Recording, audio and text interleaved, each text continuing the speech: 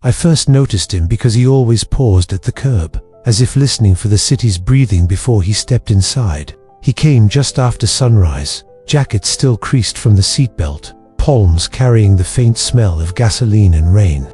He was the kind of customer who set his keys gently on the counter like a small apology to the morning. I learned his name from the card he slid across for payment, but what stayed with me was the careful way he looked at people, the way his eyes softened when the door chimed and a tired face appeared. Some people wear hurry like armor.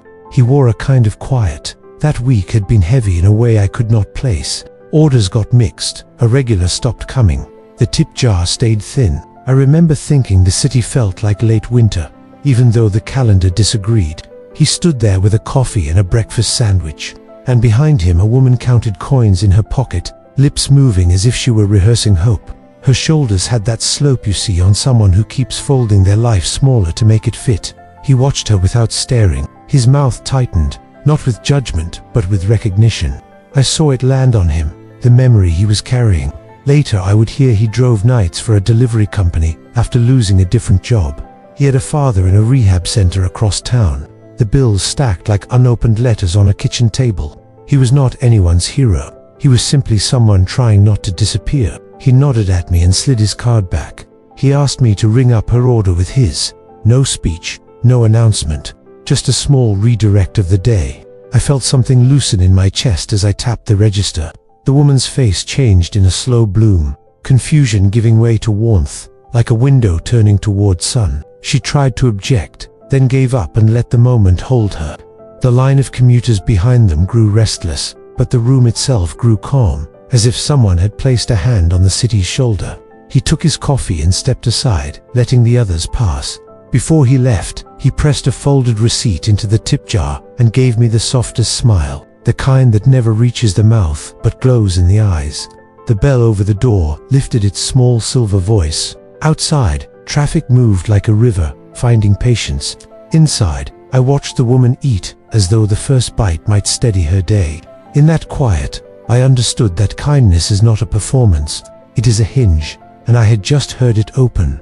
The woman sat by the window, holding the sandwich with both hands as if it might slip away. I could see the conflict in her eyes, grateful, yet burdened by the thought of receiving without giving. She chewed slowly, staring at the receipt he had left behind, and I wondered what story was hidden in the lines of her face. Life had carved its marks, their creases of fatigue, faint shadows beneath her eyes, the quiet resilience of someone used to walking alone. Later that afternoon, I saw her again. She lingered outside, coat pulled close, watching the rain gather in small rivers at the edge of the street. She seemed caught between directions, as if unsure where to place her next step. Then, across the road, an old man wrestled with a grocery bag that had split open, oranges scattering across the sidewalk. She didn't hesitate. She darted into the street, scooped up the rolling fruit, and steadied his trembling arms. It was a simple thing, helping him gather what was lost. But the way she smiled at him, soft, encouraging, like a lantern against dusk, was different. There was an energy in it, something borrowed from the kindness she had received that morning. The man's eyes shone as he thanked her, his voice cracking with a tenderness rarely offered to strangers. I thought of the driver then, his small gesture already moving through another set of hands. It felt like watching water trickle down from one stone to another, forming a stream where moments ago there had only been silence. The woman accompanied the man to his apartment a block away, carrying half his load. When she returned, her steps seemed lighter.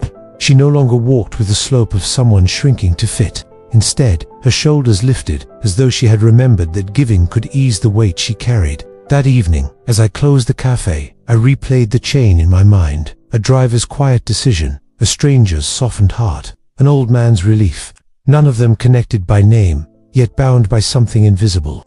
I realized that kindness rarely stays still. It travels, finding cracks in the walls people build around themselves, seeping in like sunlight through blinds. What began as a single gesture had already multiplied, weaving strangers together in a fabric they did not know they were part of. And I found myself waiting, almost impatiently, to see where it would flow next. By the next morning, the story had already slipped beyond the reach of those who had started it.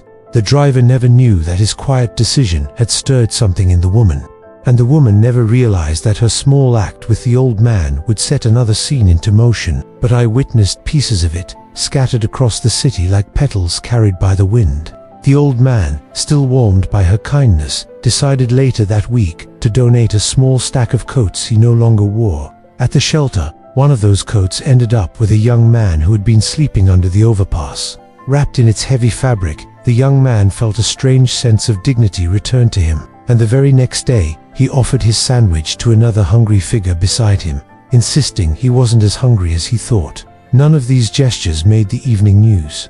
No one held cameras to capture the moment. Yet in their quietness, they pulsed through the city like a steady heartbeat. A bus driver waved on a passenger who had no fare. A woman left fresh flowers on the steps of her neighbor's porch.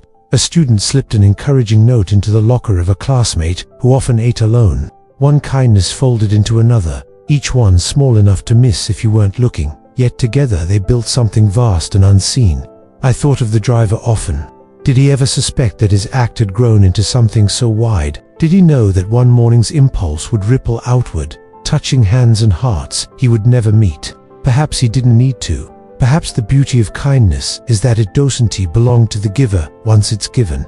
It becomes a seed carried by wind, planting itself in soil we cannot see. As I walked home through the city one evening, I noticed how different it felt. Not louder, not brighter, but softer, as if the streets themselves carried a hidden warmth. I passed strangers helping strangers, each unaware of the larger story they were writing together. And I realized then that kindness is not a chain at all, it is a river. It flows, bends, and branches, sometimes disappearing underground only to surface again miles away. The driver had opened a small door, and through it, the city was quietly learning how to breathe a little lighter. And though the names may fade, the thread remains, weaving us all closer than we know. In the end, what stays with me is not the faces, or even the details of who helped whom, but the way one choice so small it could have been forgotten, or path for so many others. Kindness does not ask for recognition, it only asks to be carried forward. If a single gesture can move through a city and touch countless lives, then perhaps we underestimate the quiet power each of us holds. The question is not whether kindness matters, but how far it will go once we release it. If this story moved you, I invite you to share it with someone who could use a reminder of hope. Leave a comment with your own experience of kindness, and let's keep the chain alive. And if you'd like more stories that warm the heart and inspire reflection, consider subscribing to True North Stories.